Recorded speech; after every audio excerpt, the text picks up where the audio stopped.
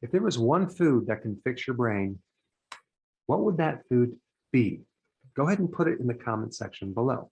Now, there are a lot of foods that can support the brain, but out of those foods, there are certain foods that are much better than others based on the nutrients in those foods. So today I'm going to talk about the key nutrients that support your brain and then what foods would match that more than others. Now, when I'm talking about the brain, I want to mainly focus on cognitive improvements, okay?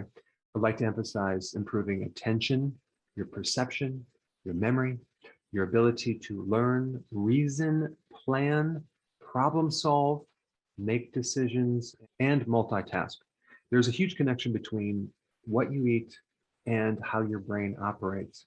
And I think that even more than nutrients, the fuel that you run your brain off is probably the most important thing. Is your brain running off primarily glucose or ketones? We'll talk more about that. There's a huge liability running your brain off primarily glucose, and there's virtually no liabilities when you run your body off ketones. In fact, your brain will respond much better when you feed it ketones. Now, the first nutrient I want to talk about is B1, thiamine.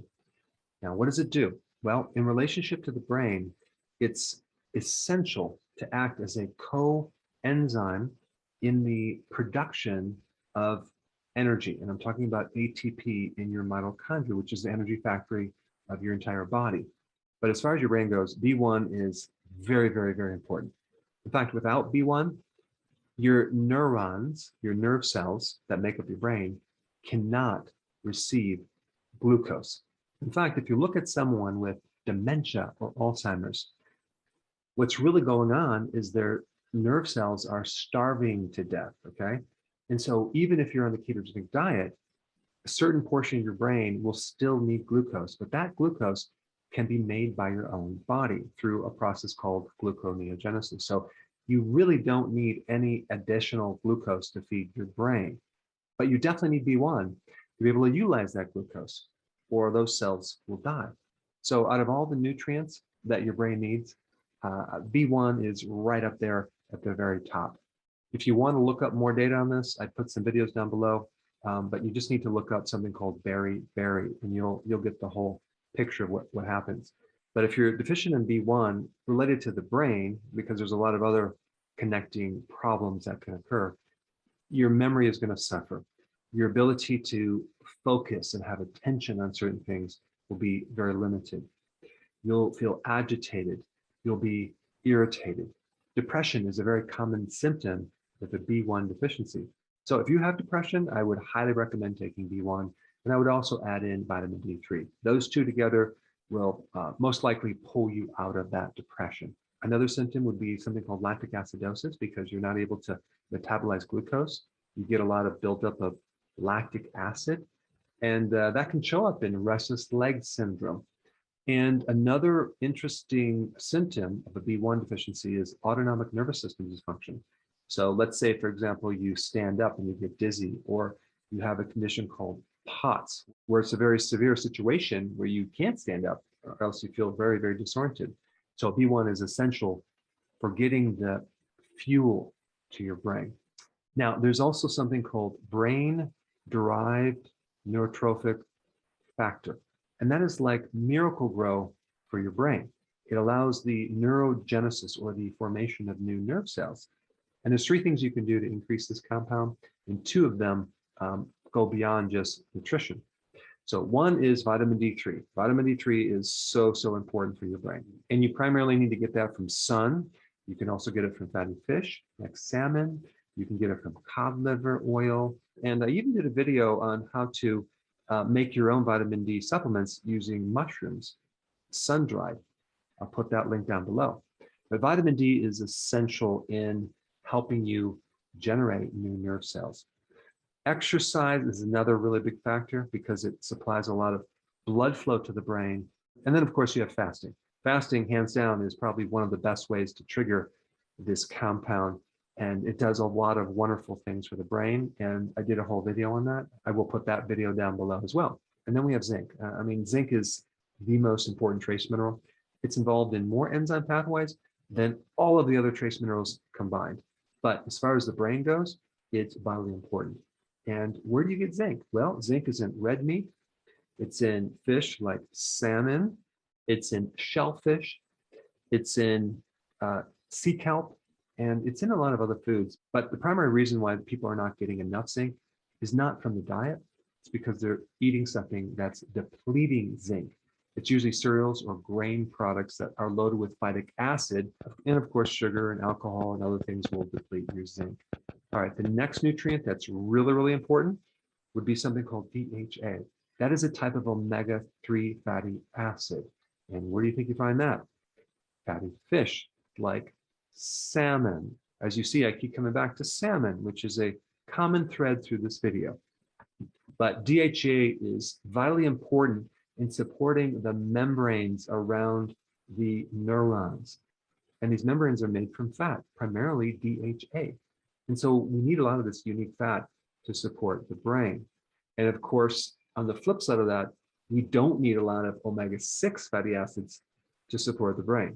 So the more omega-6 fatty acids you have, as in corn oil, soy oil, canola, cottonseed oil, the less omega-3 fatty acids you're going to get. And so I think a really big problem with a lot of people is they do not consume enough omega-3 fatty acids. So salmon, halibut, tuna, cod liver oil, sardines, vital. Now, the other big connection to someone's cognitive improvement has to do with their gut. So I can't really talk about improving cognitive function without talking about your gut, because there's a huge connection between your gut and your brain. In fact, a lot of the microorganisms in your gut make neurotransmitters, and they also make B vitamins, okay? As in vitamin B1 and the other B vitamins that are essential for cognitive function. So when we're talking about gut health, I'm talking about fermented foods, okay?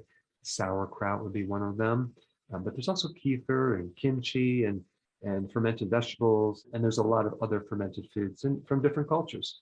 And of course, the microbes also live off the fiber that's usually in these fermented foods. So there are a lot of nutrients that support the brain, but the most important one would be B1, okay? And then you have D3, you have zinc, and omega-3 fatty acids, okay? Now, to reverse engineer this, we just need to know what foods are high in B1, okay? Or what food is high in B1, vitamin D3, omega-3 fatty acids, and zinc, okay?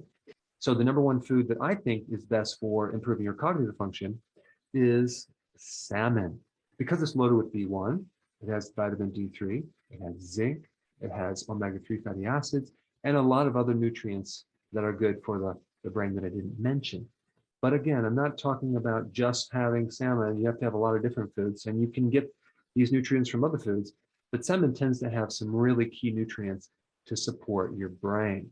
And of course, I'm talking about wild-caught salmon, okay? I'm not talking about farm-raised salmon. And I highly recommend consuming the skin on the salmon, okay? So you can bake it, bake the skin, and it's actually quite delicious.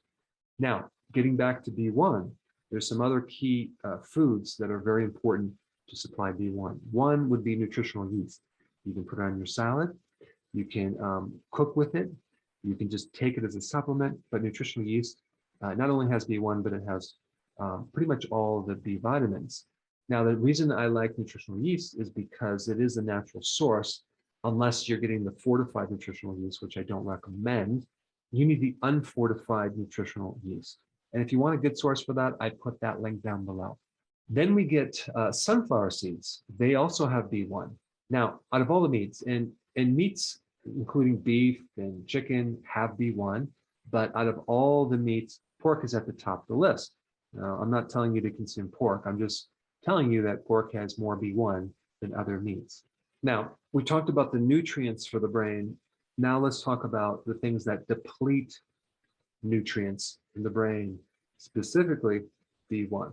Because it's not just a matter of getting B1 from the diet, it's a matter of making sure that you don't deplete your B1, which is probably more of the situation that people run into.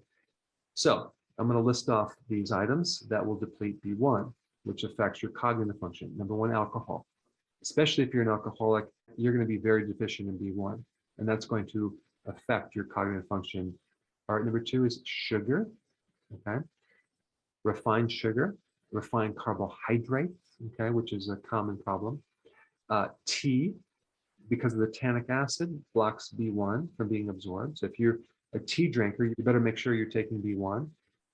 Caffeine, okay? Caffeine will definitely deplete B1. So if you're a coffee drinker and you drink a lot of coffee, you might think it's enhancing your cognitive function. Well, it may for about an hour, but if you drink a lot of it, you'll find your cognitive function decrease over time. Also, your ability to put your attention will decrease and your ability to learn if you're consuming too many things with caffeine. Too much caffeine actually lessens the blood flow to your brain. And then we get to the topic of stress, okay? Stress really can do a number on your brain. It can increase glucose, which will affect the brain. And it also just basically destroys the brain. If someone's under chronic stress, boy, does that affect your cognitive function big time. But having enough B1 will protect you against this extra stress. So a high carb diet that turns into glucose that feeds your brain cells, at least temporarily, needs a lot of B1, and it depletes B1. So when you run out of B1, now you can't use that fuel and the nerves starve. Why? Because you don't have enough B1 to metabolize the glucose. All right, antibiotics can deplete B1. Certain medications will deplete B1, like metformin, diuretics, and consuming chocolate, okay? So if you consume a lot of chocolate, and I'm talking about the ketogenic version of chocolate, you could end up with a B1 deficiency. There's a really good paper that I read on this topic. I'll share it down below, but it talked about starving your brain by overfeeding it, okay? Too many carbohydrates. It's very counterintuitive, but that's what's happening. Versus fasting, okay? So if you think fasting is starving, it's not. In fact, your brain loves fasting. Once you adapt to the ketogenic diet, your body starts to turn your fat into ketones and your brain loves it. So the most important thing you can do for your brain is to switch to a healthy ketogenic diet with periodic fasting. We call that intermittent fasting. That's the most important thing. The second most important thing is to consume foods high in B1. Okay, we've talked about that. But parallel with that, you want to avoid the things that will deplete B1. Now, I just got a picture of like a typical college student, right? Who's not getting enough sleep, who's using their brain a lot, who's probably eating a lot of carbohydrates like donuts in the morning with their coffee, maybe a cigarette, and maybe at night some alcohol, going through a massive amount of stress. Talk about creating a B1 deficiency. That would do it. In fact, that was my story. And that's what this video is about, my history of how I ended up with a very severe B1 deficiency. So I have a lot of experience to tell you some of these side effects.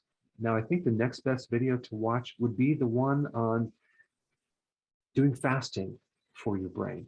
Check it out. I put it up right here.